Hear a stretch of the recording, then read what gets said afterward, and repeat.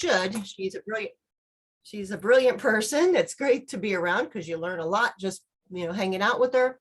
She's got lots of degrees in science and math, and a master's in coastal environmental management, specializing in natural resource economics. Super interesting topic. She got those degrees from Duke University. Very amazing environmental school. She's been all over the world. She's worked in Sri Lanka. She spent time over in Africa, and she travels extensively, and she's got all kinds of awesome stories to share about some of her amazing adventures, diving with whale sharks and so on.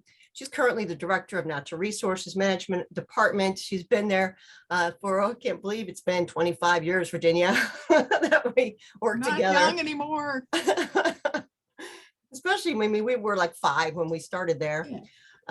She did a lot there: beach management, stormwater utility, mosquito control. At the county, you wear many hats. So it really was appropriate that Virginia move into the position of director that she has. And as that position, and as part of her position, of course, she is responsible for administering and overseeing the Save Our Indian River Lagoon project plan and that sales tax revenue, and administering the Citizens Oversight Committee and the staff that need to report on that. And they've created an amazing website, a place where you can go and learn about the Save Our Indian River Lagoon sales tax and how it's being spent. There are a lot of projects being implemented. So I encourage you all to go out and check out the county's website and the Save Our Indian River Lagoon sales tax web pages in particular, and learn about how Virginia and her team are implementing our sales tax. So with that, I am going to turn it over to you, Ms. Barker, and let you take it away from here. Are we good? Thank you.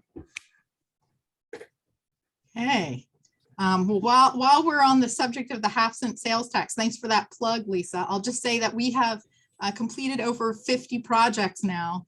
And so we're working on how to feature that, how to share the news, and how to potentially celebrate. We're trying to plan a ribbon cutting ceremony at the location of the 50th completed project. Oh, great. That's great. All right, so I'm going to try this share screen thing, see how we do.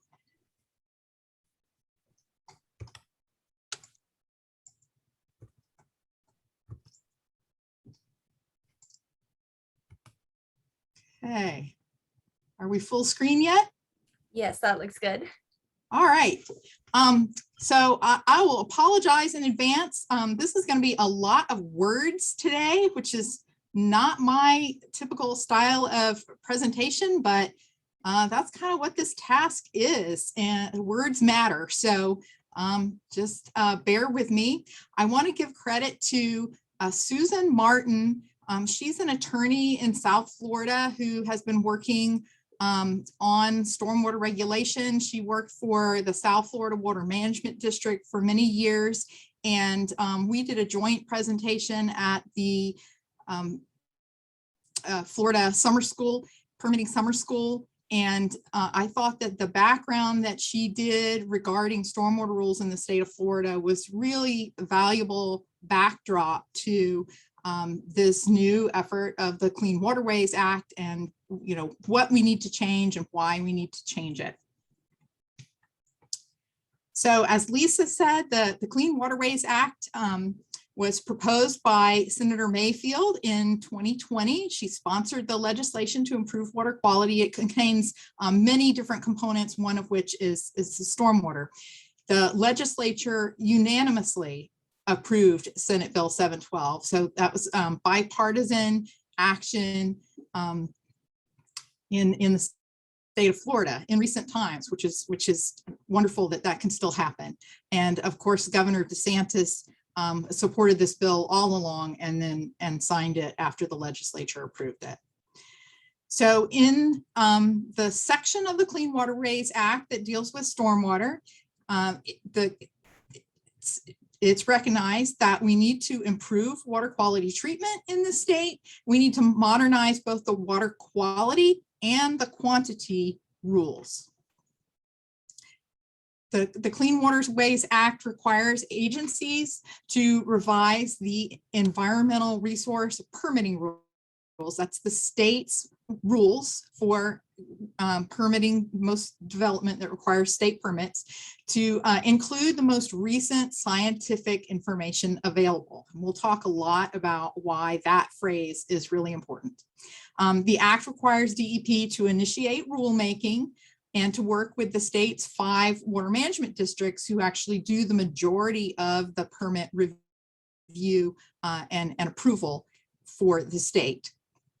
Looking at both the stormwater design and operations guidelines. So why is it important to manage stormwater?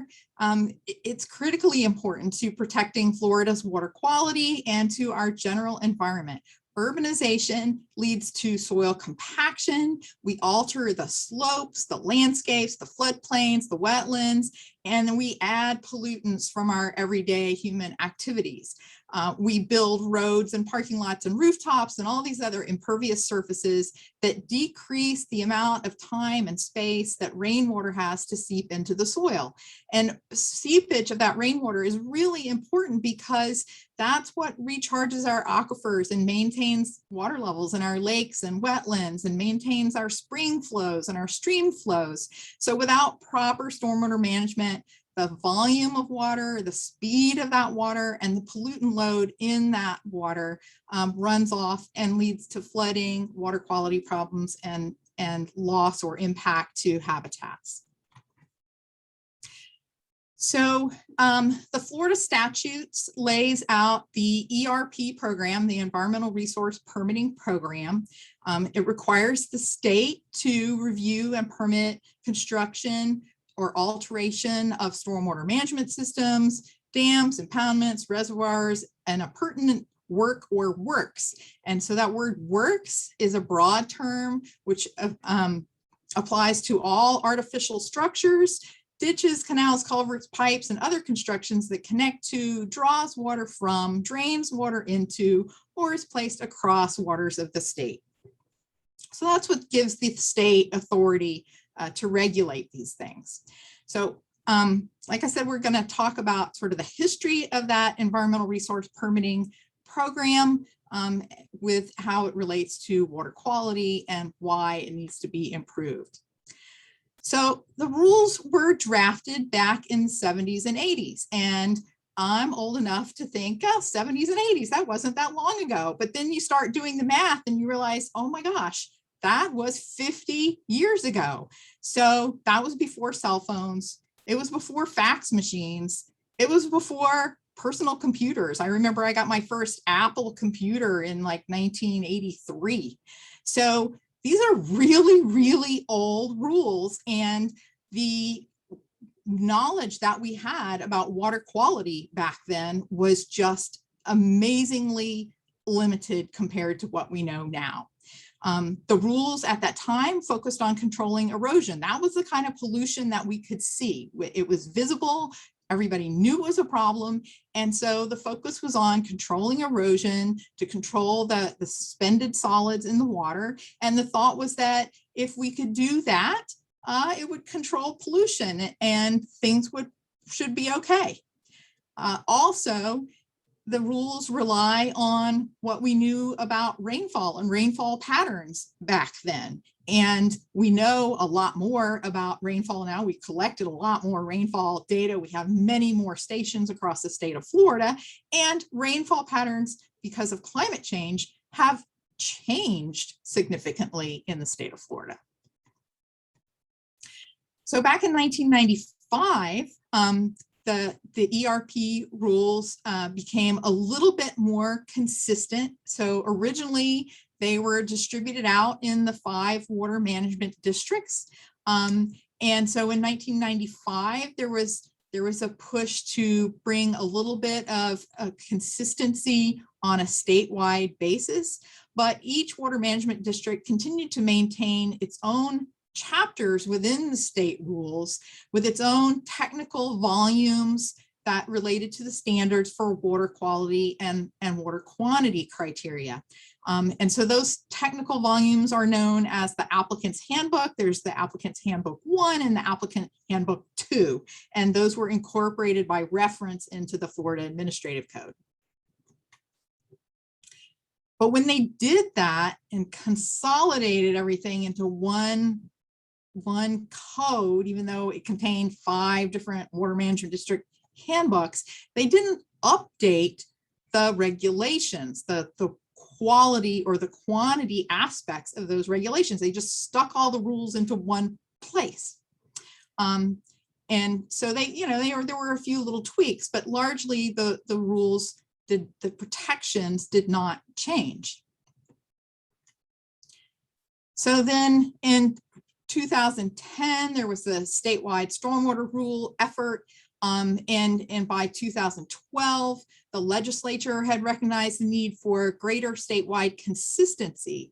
So there were complaints from developers that, when they worked in this district, there were these rules, and then they went across the line working in a different water management district, and the rules were different. And that was confusing to the design engineers, and for developments that cross lines, there were all sorts of issues. And so there was this push for statewide consistency. And so an exercise went through, and the product was sort of renamed from the ERP program to the SWIRP program, the statewide environmental resource permitting program. But it, again, still largely relied on those existing rules and standards, just trying to kind of where this one was here and this one was here, come up with something similar, but didn't really go about sort of starting with a blank sheet of paper. What do we need to do? So reconciled some differences and conflicts. A lot of differences are totally justified because the Florida Keys is really different from the Florida Panhandle in terms of soil and water and seepage and all sorts of natural characteristics. And so the applicant's handbook 1 were sort of standardized across the state and adopted in the SWIRP rules. And then the applicant handbook 2, each district has its own volume 2 that is specific to the conditions in their water management district. So in 2013, these rules were set forth in the Florida Administrative Code, right? Consolidating that handbook volume 1, but everybody still has their own handbook 2s.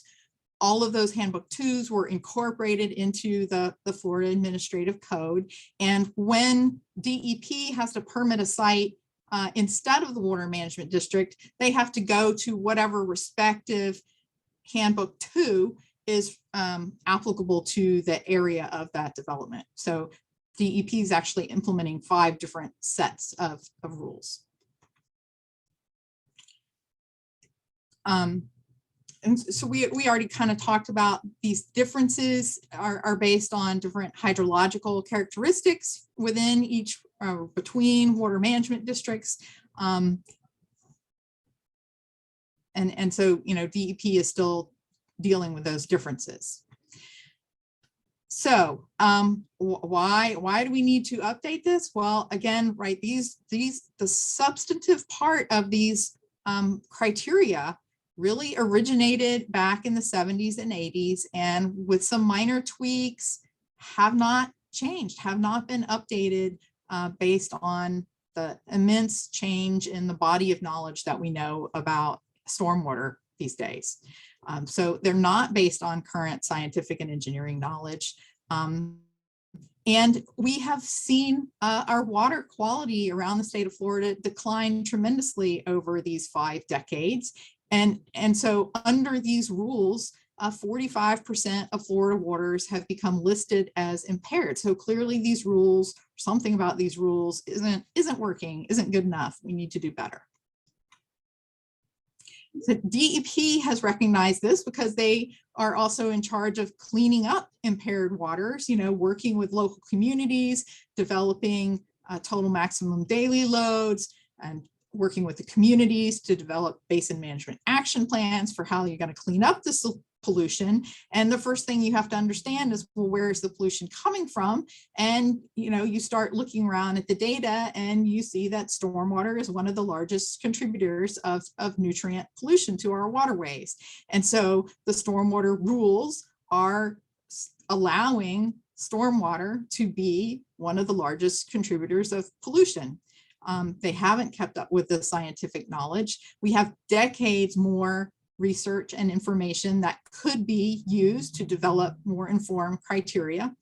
Plus, our climate conditions in Florida have changed over the last 50 years, especially the rainfall patterns. We have more extreme events, and those extreme events deliver more water all at once that has the power to pick up and carry more pollutant load than ever before.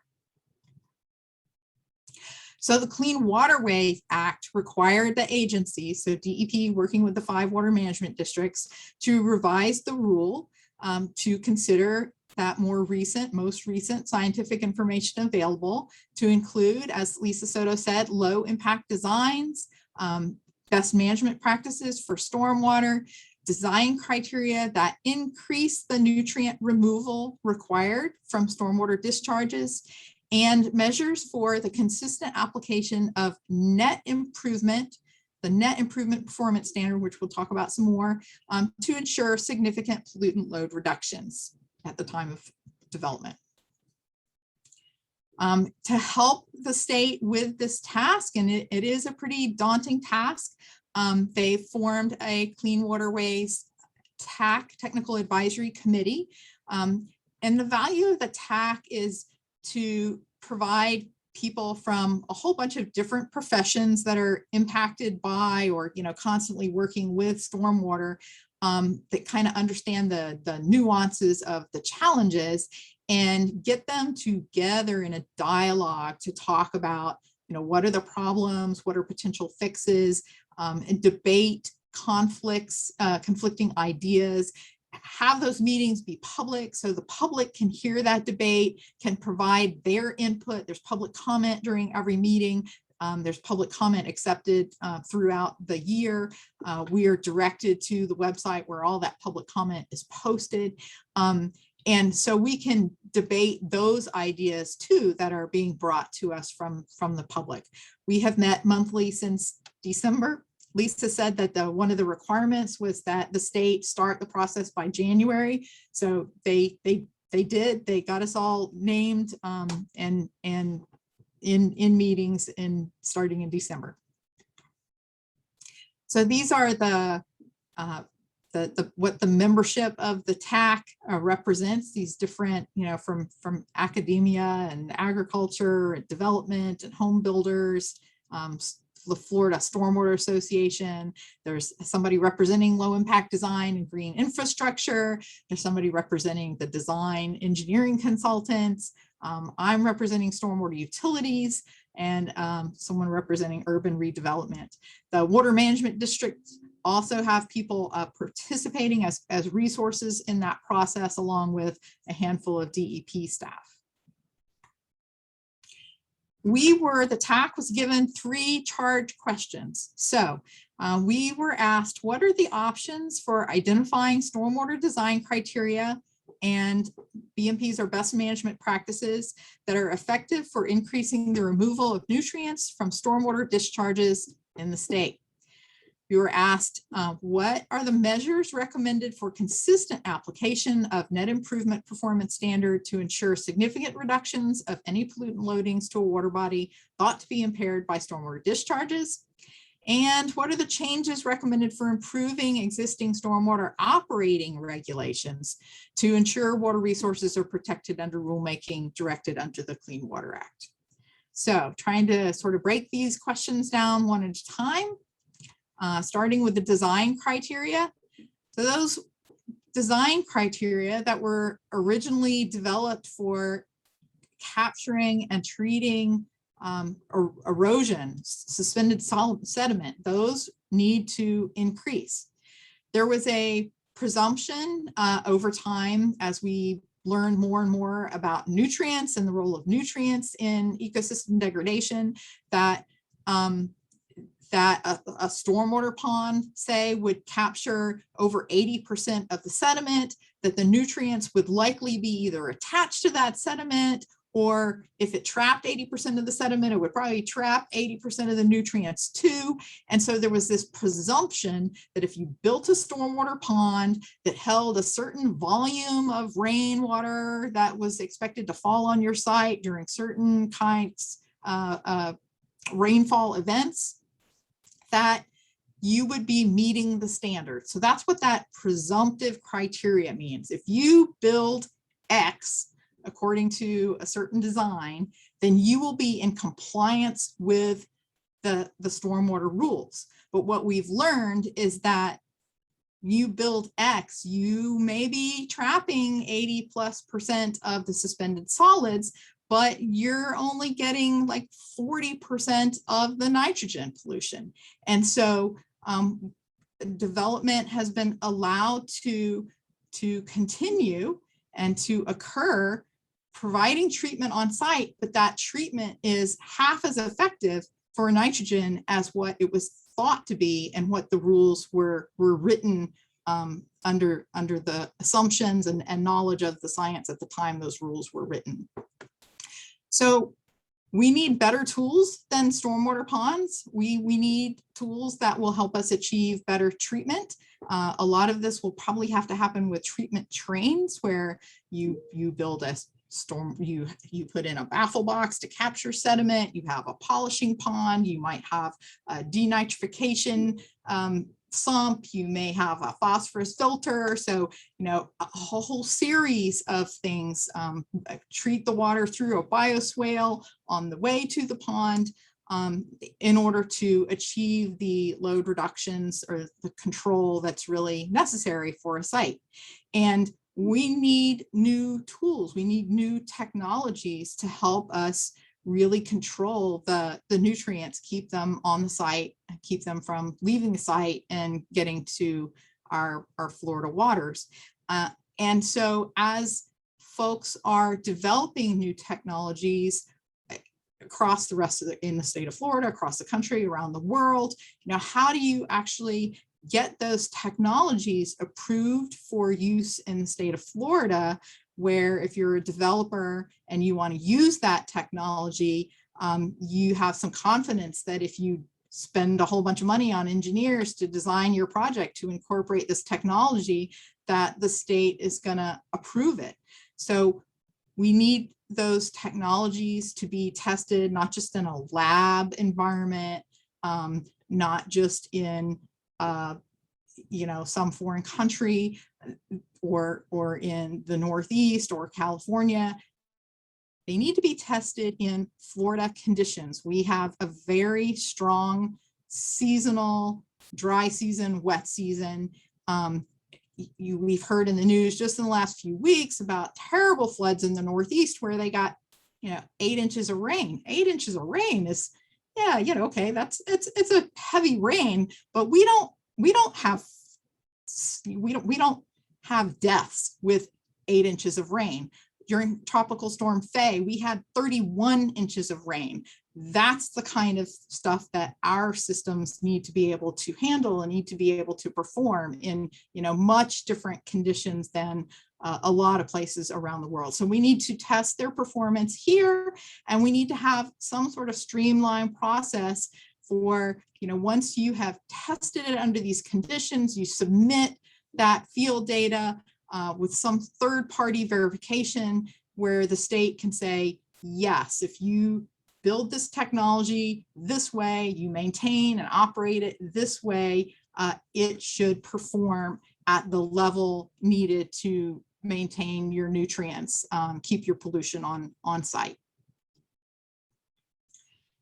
So net improvement, it's this idea that after development, the amount of water and pollution leaving your site should be no worse than before. In fact, it should be better. That's the net improvement part. And so, mathematically, how do you achieve that? We talk about the pre-development discharge should not be exceeded. So the pre equals post in terms of discharge rate, discharge volume, the nutrients in that water. And so improvement really should be that what leaves the site post-development should be less than or equal to the pre-development condition. So across the 5 water management districts that each have their own applicant's handbook too, there's a lot of variation in how that is being applied. So in some water management districts, it's 1 molecule. If your site is releasing 1 molecule less of water and pollutants, then that's net improvement. In other water management districts, they have more of a safety factor so that your calculations of what is the stormwater pre-development, what is the stormwater post-development after you've installed all of these stormwater controls, needs to be 10% less. Your post-development condition needs to be 10% less leaving the site than your pre-development conditions. And so a lot of debate has gone into the definition of net improvement and how that should be applied consistently across the state of Florida. We've also talked about, where is this measured? Is it measured where stormwater is running off the site? But a lot of the water is also going through the soil, seeping into the groundwater, and that may leave the site sort of distributed whichever way the groundwater is flowing and pop up in some spring, many, many miles away. Currently, there's differences about if the discharge is directly to an impaired waterway, then there's a higher standard that you have to achieve than if your discharge is to a water that is not impaired. If you're discharging to an outstanding Florida waterway or an aquatic preserve, there's a higher bar. But some water management districts allow the idea of a mixing zone. So you may discharge to a ditch that flows into an outstanding Florida waterway or an impaired water. But if the distance that the pollution flows down the ditch is significant, then they consider that mixing zone takes care of some of that pollutant load, and that's okay. And so over in another part of DEP, there's a whole discussion about TMDLs and BMAPs and the importance of downstream protection. If you are discharging to a waterway over here, but it flows downstream to this impaired water over here, then you can't just protect this waterway without also being concerned with these other ones that contribute loading to it. And so in order to have that downstream protection, we need to look all the way upstream of all our impaired waters and apply this net improvement standard more consistently over a broader area. So the idea of, should the standard vary based on impairment level? To me, and the committee hasn't voted on this yet, but well, there've been several permutations proposed, but if we allow waters to get impaired before we protect them, then what is that? Just doesn't. There's a lack of forethought in that way of thinking, in my mind. There's also a debate about the time frame used for pre-development. So we're supposed to be comparing pre to post. When do you measure pre? So if a site is natural land now and it's going to become a shopping center, then you do your engineering calculations. What is the runoff? What is the loading coming off of that, natural forest now versus how much stormwater treatment do you have to put on your site so that your post-development is no worse than your pre-development. So that's kind of the easy idea to understand. But if your site is currently agriculture and it is converting to development, then you may have all sorts of fertilizer or cow manure or other pollutant sources from agriculture that is part of that pre-development calculation. And so if you're just looking to improve the site as it goes from agriculture to development, then your development is actually allowed to discharge quite a lot of nutrients, equal to what was happening with agriculture. So there are people who say pre-development should always mean the natural state, what it was before any development, whatever that development was. Sometimes we have information to know what that site was. Sometimes that site has been disturbed for so long, we don't even know what the natural state was for those calculations. So that adds challenge to that. Another challenge to how you define that pre-development is we have a lot of development in Florida that is old enough now that we have blighted areas, we have areas that are redeveloping.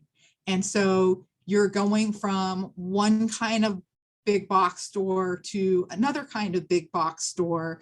They need to make sufficient changes on the site that they have to go through the permitting process. These SWRP rules would apply. And so should they be required to just be better than the previous box store was? Or should they be required to capture enough and treat enough stormwater that the site is allowing the same amount of loading and water offsite as it did before any development occurred? In some highly developed parts of the state of Florida, if we don't achieve some major lift when that redevelopment happens, it is next to impossible to ever address the impairments, right? The water quality impairments are coming from the existing development. Everything's already developed. And so if you don't consistently go through and upgrade at the time of development, then you're missing the only opportunity you really have to clean up that community and improve that water quality.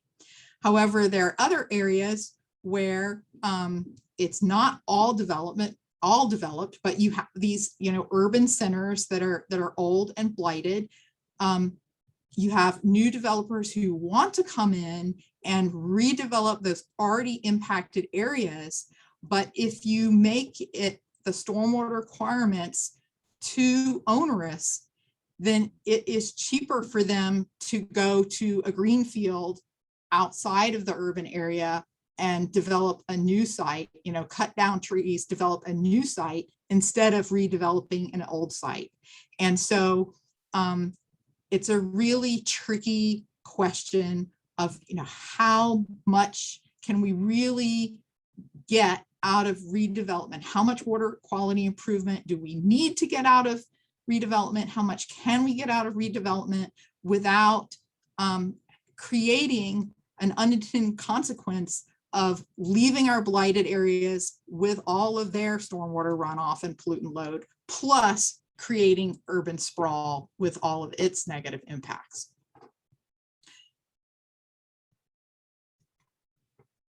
All right, moving on to the next topic, operation and maintenance. So we know that stormwater systems deteriorate over time. The effectiveness of stormwater systems varies greatly depending on all sorts of factors, especially maintenance. Sediments that are rich in nutrients, they build up in the bottom of ponds. They clog pervious pavements.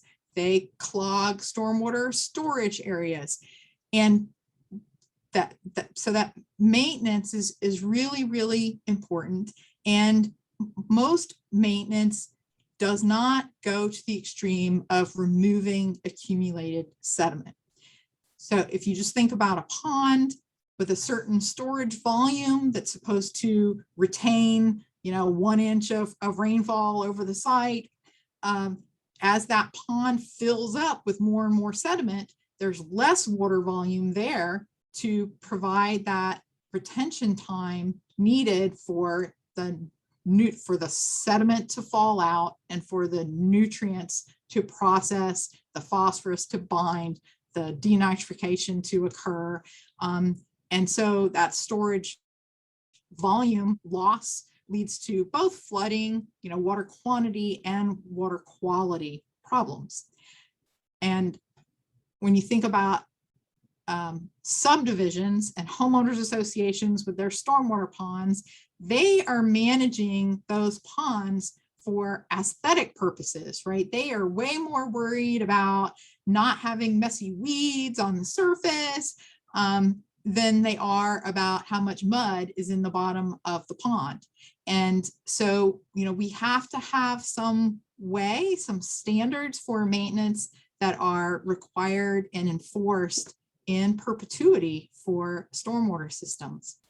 One of the ideas, sort of building on what's been done with wetlands, is to look at stormwater banks, to create regional water quality treatment areas where you have an entity that is, long-term required professional responsible for operating and maintaining the stormwater system.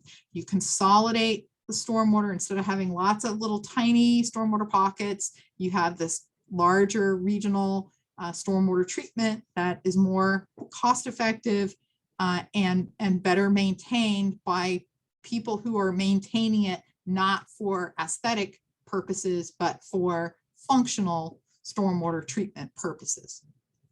There are all sorts of concerns with going regional, and certainly you have to look at what is the region, right? You don't want to allow pollution over here in exchange for treatment over there if it's two separate water bodies and you're polluting one water body and protecting another one. So you really have to look at the basins where the impact is happening.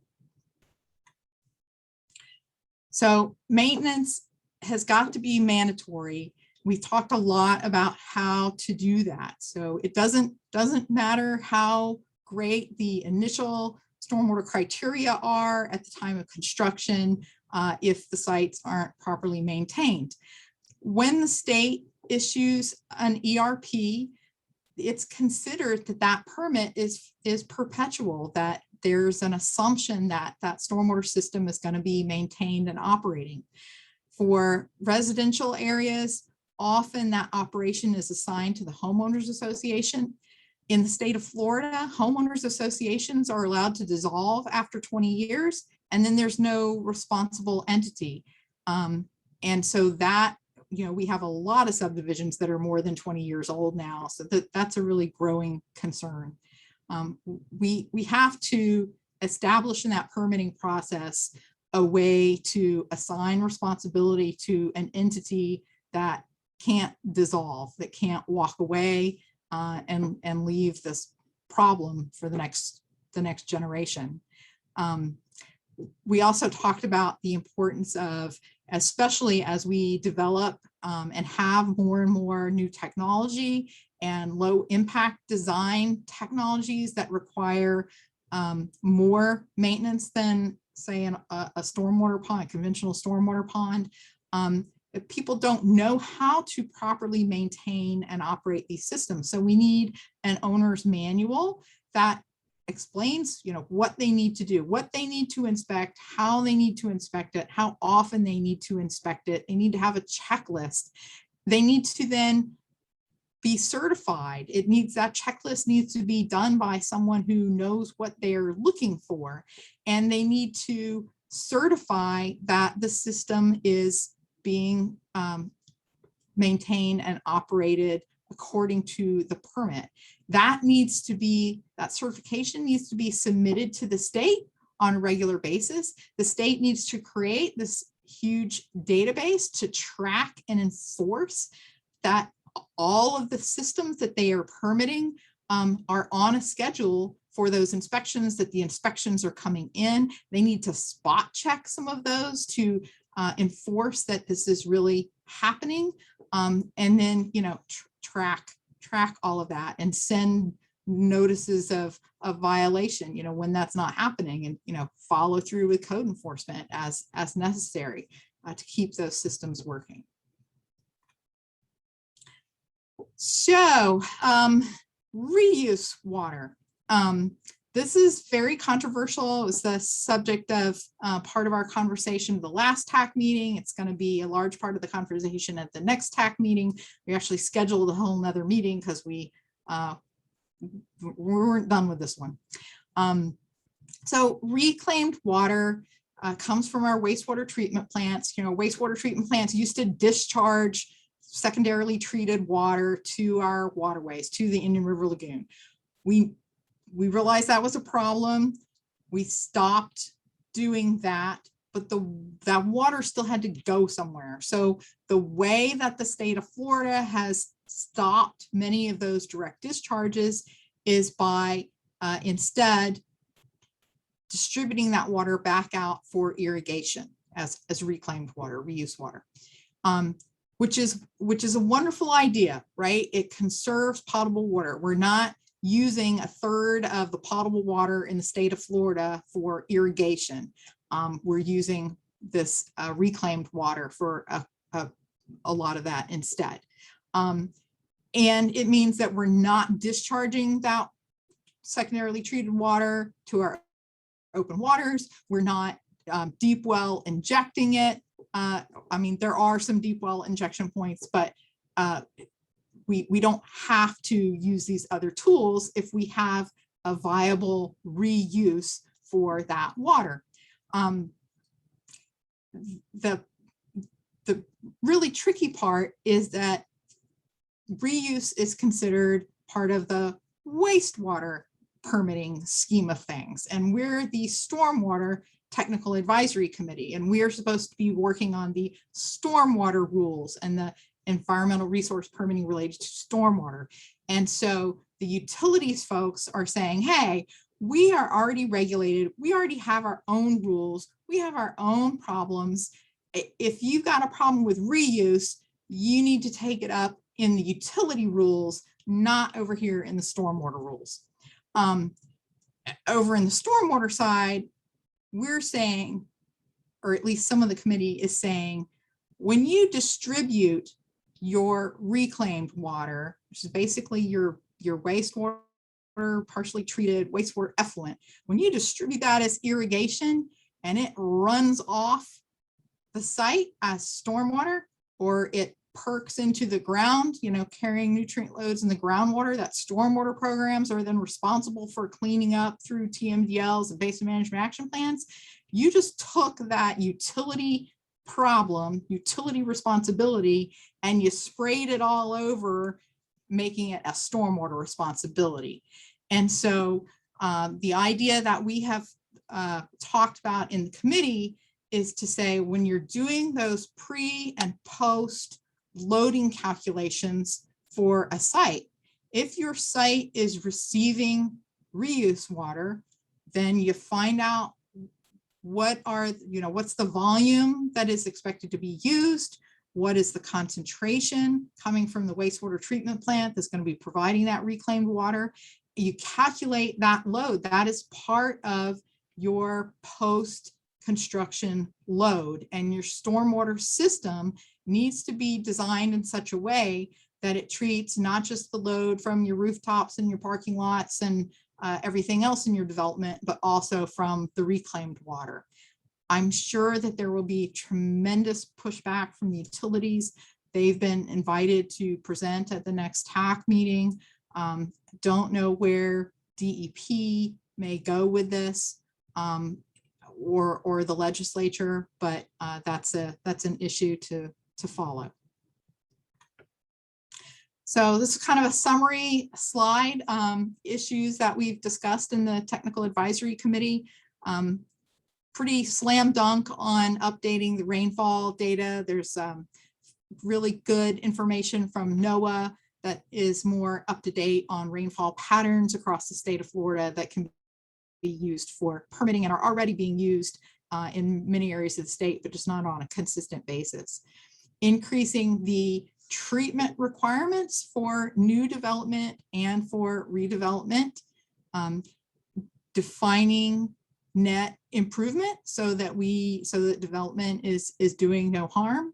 The associated timeframes is that issue of, is pre-development just before the development that is being proposed in this particular permit, or is it the original development from the natural state?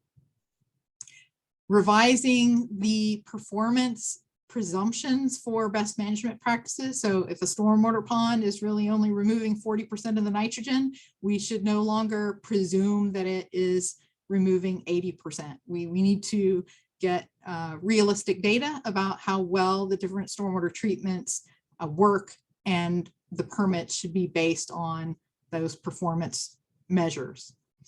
We need new tools in the toolbox to improve our stormwater quality, and we need better processes for getting those tools, for proving the performance of those tools and the presumption of how they will work in the state of Florida. We've got to have some way to have perpetual maintenance responsibility once development happens and stormwater systems are in place. That entity has got to persist through time. We need the state to require inspections and track that they are really happening and do some spot checks for compliance. Regional water quality treatment banking may be a solution that could be modeled after wetland banking. Standardized testing and approved technologies. I kind of did this one out of order. We talked about having a BMP, the state DEP setting up a BMP library. So an online library of all the different stormwater treatment types, the performance data, where they were tested, who was the third party peer review, what is their presumption of effectiveness, having all that data in one place for people to be able to use as a resource.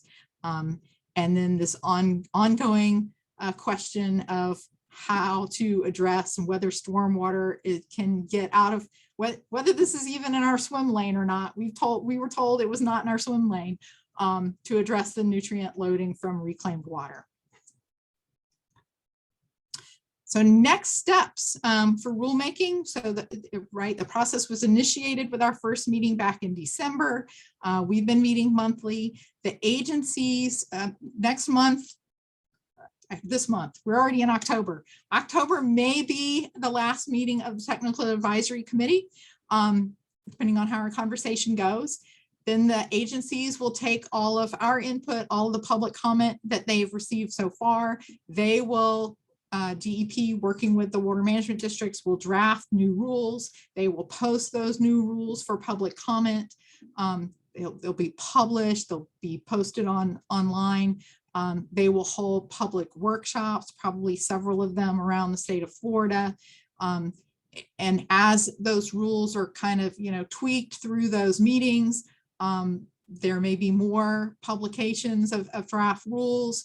Then they will hold a rule adoption hearing, and it is likely that whatever is proposed as the rule changes will require legislative ratification. There's a requirement that if the regulated industry or the regulated entities, if their cost of if the rule is going to impart a cost on them that exceeds a threshold, that those rules have to come back to the legislature. And given the significant increase in the criteria that is likely to be required to go from the stormwater treatment that's currently required that is not protecting our water quality to criteria that will hopefully actually meet the goal of net improvement, not just say that the goal is net improvement and miss the mark. It's likely that is going to be quite costly. And so I would expect legislative ratification. So with that, again, thanks to Susan Martin for the great history lesson of why we have these 50-year-old standards in place. And I look forward to your questions. Thank you so much, Virginia. That was great. A lot of words. Fantastic job. I learned a lot. Tough topic to cover, and you did a great job. Thank you. Our first question that we have is, will Florida commercial water consumptive use permits be monitored to ensure only the permitted withdrawal volumes are being followed? That is consumptive use, not stormwater, and I have no idea. I wouldn't begin to touch that one. All right. Next question are, where and when are the TAC meetings held? Are they open to the public? They are in this COVID world, right? They are open Zoom meetings. So yes, there's public comment at the end of every meeting, and you can also submit comments directly to DEP. But yes, those meetings are open to the sunshine. And they're advertised on the DEP next one website? is, I think, October 19th. Okay. I did, sorry, if I can share my screen again. Yes, please. I added, right, if you can see this is the website for the technical advisory, the state's website for everything related to the technical advisory committee. You can see all the agendas, all the meeting notices, all the public comments, get that information from floridadep.gov, CWA for Clean Water Act -TAC for Technical Advisory Committee. Perfect. All right, and I will share that with all of our registrants and through our contacts, our email contacts. All right. Oh, we got a few more questions here.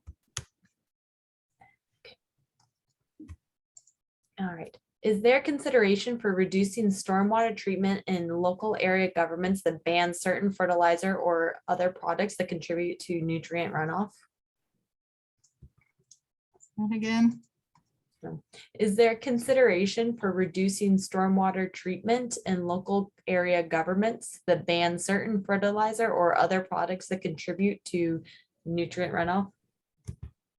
no, the rules would not. I have not heard any conversation about lowering the stormwater requirements if you have fertilizer requirements. Right. Okay. When is the soonest the TAC rules may be adopted? Well, if the rule could make it through all the public hearing process and get before the legislature this session, then it could be this session. This year is going to be an early session. So, February, I think it's unlikely the state could make it through that process. So we're probably looking a year and a half down the road, but there may be people pushing to make it sooner. Awesome. Well, hopefully we'll hope for sooner. But if not, I guess we'll look forward to that in 2023. It's been 50 years, wait another year. Yeah, what's another year or two? Like, I'm just happy they're doing it. It's great. Does the TAC see any way to retrofit existing developments to meet new criteria? So because those permits for existing development are perpetual, as long as they comply with their current permits, they are in compliance. There's no way for them to be required to do more. So local governments have stormwater programs like the counties, where we go in and we use stormwater fees to fund construction of retrofits to try to do more treatment.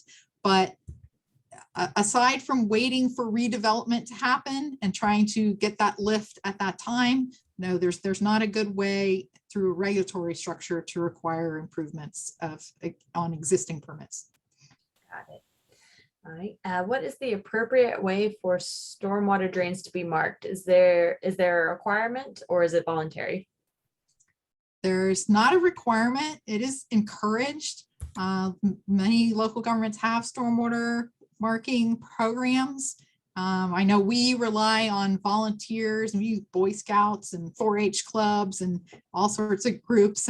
MRC's done some stormwater marking for us. Nicole's done lots of stormwater marking. So there are programs out there, but it's not mandatory. All right, awesome. How will the new rules be enforced once they get passed through session? So it will be up to the state to enforce those rules. The TAC has spent a lot of time talking about the importance of that enforcement. We know that the agencies have not really been staffed at a level to provide that kind of enforcement. So it's going to require staffing to make it happen. And, you know, that costs money. And so I'm sure there will be some difficult conversations in Tallahassee, but it's a huge priority. And hopefully, Senator Mayfield, hopefully that unanimous bipartisan support that this is something that we simply have to do for the state of Florida. You know, we have to find the money to fund the people to provide that enforcement. All right. Is anyone looking at land application practices of biosolids related to the groundwater and surface water nutrient loading? Separate issue, yes, water management, the St. John's River Water Management District was assigned the task of this for the state because most of the biosolids application happens in our water management district. They have 4 studies going on right now that are funded by DEP. And that data will be fed back to the state for further consideration about rule revisions to the biosolids rules. All right. Well, thank you so much, Virginia. We are out of time. However, you do have everyone who attended does have her email, so you can shoot Virginia any additional questions that you may have. And this presentation will be is recorded and will be uploaded to our YouTube channel today, and it will be going out to those who registered as well.